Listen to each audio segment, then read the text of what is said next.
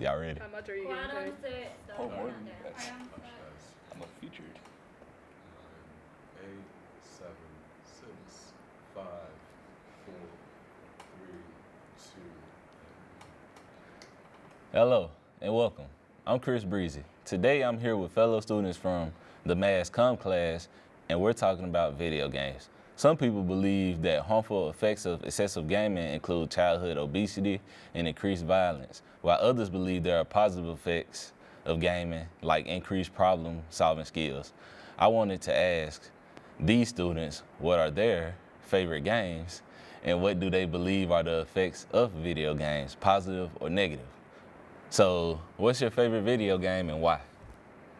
I'd probably have to go with the Fallout series, just because, it's beautiful gameplay, a lot of problem solving in it. You got to figure out what to do and when to do it, and, just an awesome game.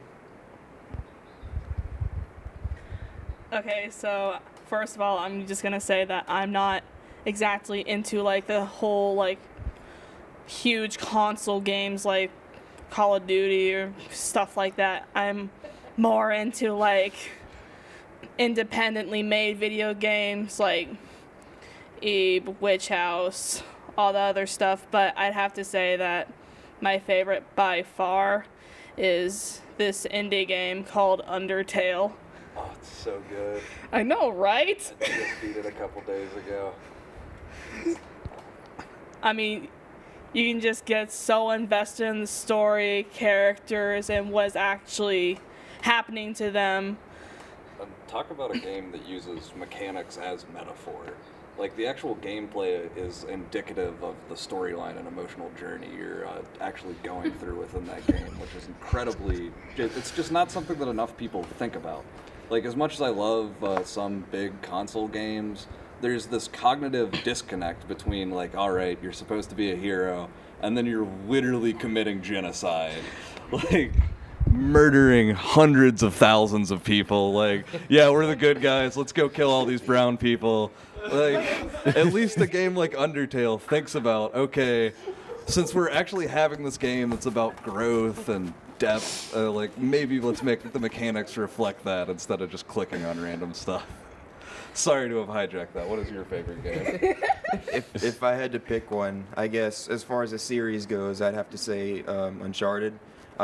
I'm a big fan of the puzzle aspect. And even on the computer, I played Portal 2 and the original Portal, and I enjoyed the puzzles. I love both those games as well. My favorite game is probably Skate 2, but that's just because I've been playing it since I was 8, and I'm really, really good at it. One of the few skills I have. Followed by The Binding of Isaac, just for the fact that the storytelling is purely aesthetic. There's no real story to that game except what you can derive from the art of it. And mechanically, it reflects the sadness and darkness of the actual character's life. The drudge of attempting to win that so impossible challenge is indicative of the character's life. It's amazing what they were able to do to make you feel like this character who's in this dark, broken basement just by limiting your options and making everything stronger than you. So probably that. Yeah. Good answers, everybody. And what is the impact of these games on you and on the society? Really, I don't think there is any impact. I go home and play video games, and then I go do other things. I don't play Call of Duty and then go out and shoot people. I don't really think there's an impact coming from video games. I would have to disagree. May I see the mic, too? I would have to disagree with you on the fact that there's an impact. I think there has been an impact, and it's been massively positive. Yes, there are some people that get obsessed with their medium, and that could cause obesity in that way, but that's more just a social disorder. Someone's not been humanized or given the skills they need to have something else in their life other than media. Video games in particular, though, allow for the creation of empathy. It's a medium that requires interaction even if you're by yourself. It forces you to solve problems collaboratively, and it makes you think in different ways than you normally would. Whereas something like even a movie or a book, there's no interaction. You're perceiving stimuli. You're not getting to participate in it. the only thing you can do with something like that is reflect, whereas in a video game you can actually react. I think that makes it kind of the most powerful medium for art. So I would say that is a slight impact, at least. Yeah.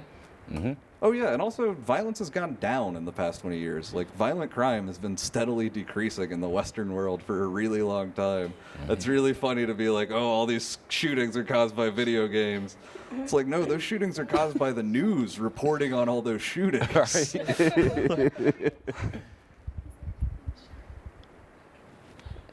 Okay. Any other thoughts on that? Anyone? Oh, well, would you guys want a job in the video game industry? No doubt. I would want one.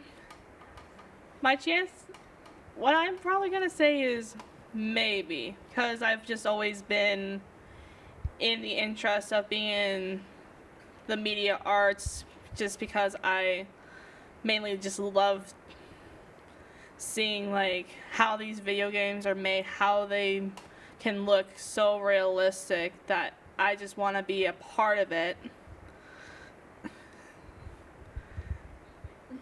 Anybody else? I would love to work in anything video game related. I don't know what particular part I would be taking, but I guess it'd be a more artistic approach because I am taking artistic classes right now. But I would enjoy it very much. I actually really would love to get involved in the industry as a writer for one very particular reason. When you think about any other medium other than video games, be it poetry, literature, movies, or television, think of how much you're allowed to explain with dialogue. No, like, seriously, think about it. When you play a video game, since you are the character, very rarely are there large swatches of dialogue. And even for a dialogue-heavy game, like, say, your Witchers or any RPG you have, that's maybe 2% of the time playing. You're having to craft a narrative that keeps people engaged for a lot of times over 100 hours. And you have to do that using like a literary density that's maybe a quarter of TV or books or movies. You have to explain these entire stories and move people on emotional journeys without using almost any words. And that seems like a great challenge. Gotcha. Well, that's it for this edition of The Student Voice. Thanks for watching.